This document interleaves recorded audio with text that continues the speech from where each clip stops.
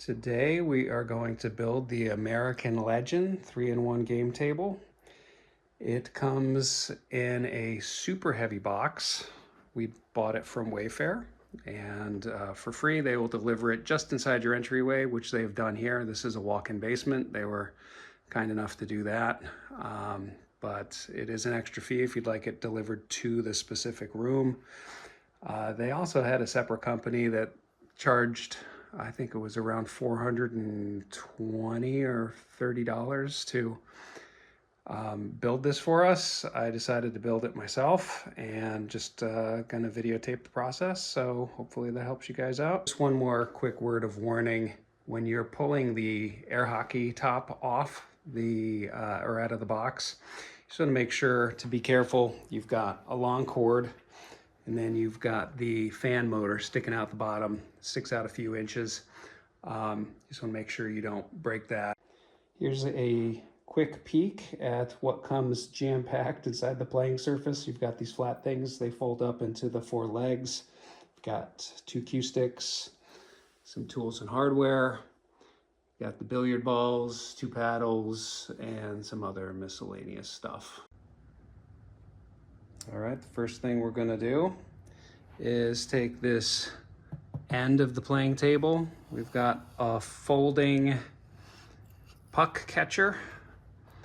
It's going to line up with the groove here.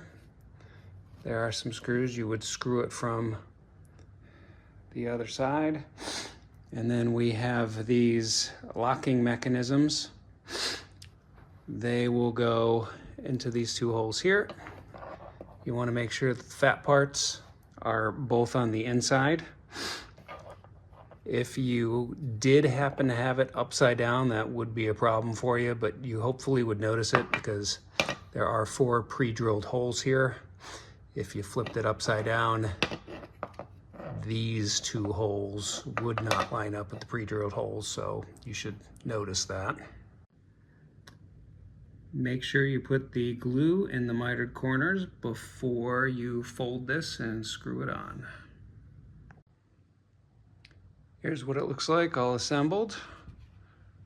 Now let's do the other one. They do give you plenty of glue, so even though they didn't tell me to, I added some glue around here and here, same on the other one. Okay, we got 2 more pieces to add on to these end panels. We got a number 6 here. Make sure these cams are facing upward towards the box here. Then you were gonna have 2 screws from underneath the box, and then a few more screws from, underneath this panel. And then we got 4 screws that I think we're gonna do across the bottom here. It is worth mentioning, I think, if you have a cordless power drill, you will want to use it. Most of these pre-drilled holes are super small, which means you'll exert a lot of energy trying to drive a screw in by hand. Okay, I've got the first leg. I've put glue in the miter joints. Gonna wrap it over and then slide this panel in the end here. It's pretty easy till you get to the bend. There's a little bend here in the leg, and then you just have to tap it a little bit. Get it in there good. And then we can flip it around. You've got the end cap here, and you can see it's got hardware to receive the feet that you can level. I put the screws in already, and it fits in just like that. The foot screwed in here, you can level accordingly. Okay, now we're gonna put the legs on the end piece. You can see here we've got 2 bolts, and then we have 2 pre-drilled holes. They have threaded metal receivers.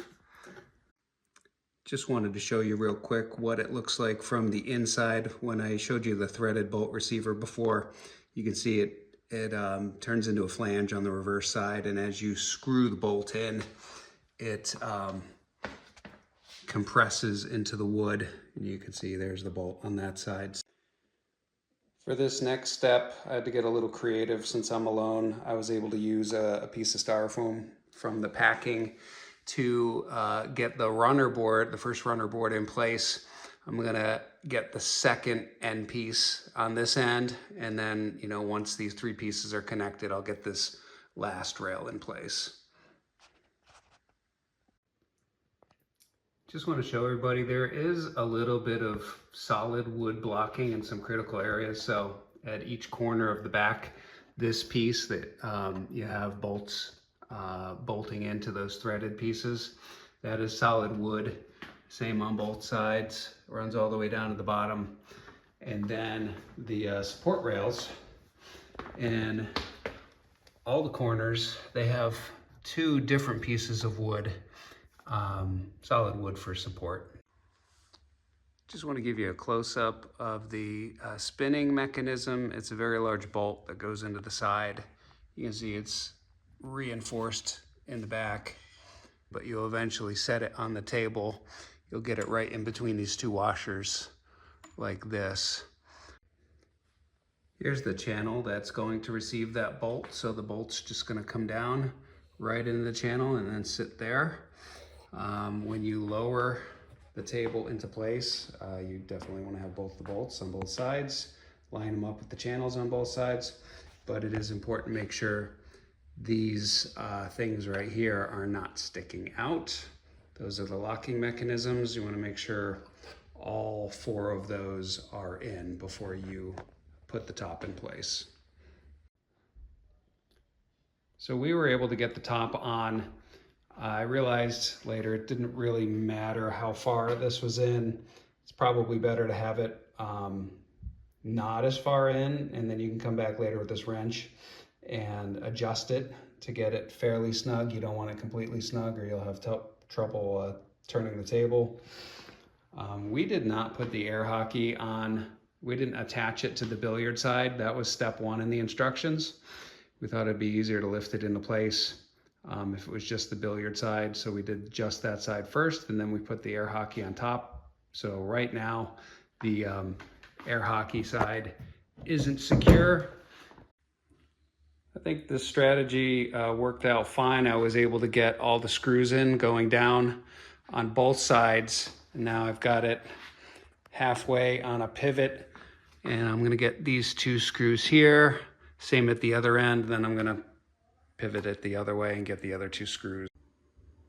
We're almost done. Last step is just to get the cover on the ends, a few screws, and should be ready to play. So I got everything together. The only small issue I'm having at the moment is that you can see on this side there's a reasonable gap, but on this other side it's almost touching. Not a huge deal, but it might wear the sticker off if it rubs and you keep flipping it.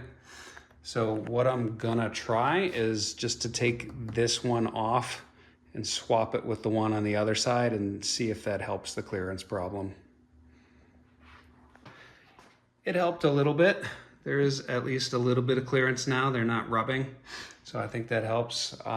We'll see how it goes. My, I guess, other option would be to undo all the screws around the air hockey table and then turn it to get this side at that end and that end on this side, and possibly that could help.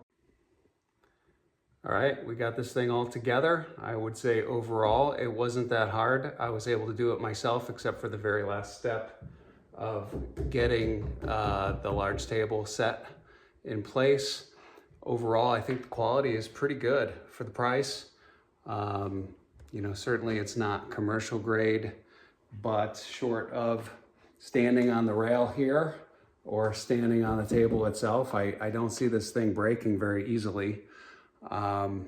So I think it'll do just fine if you have younger kids, maybe even teenagers that are careful with it, but should be fine. I don't have any concerns. I'm going to post another video that shows gameplay for the 3 different tables. So Hopefully you check that out too. And hopefully this video helped you. And thanks for watching.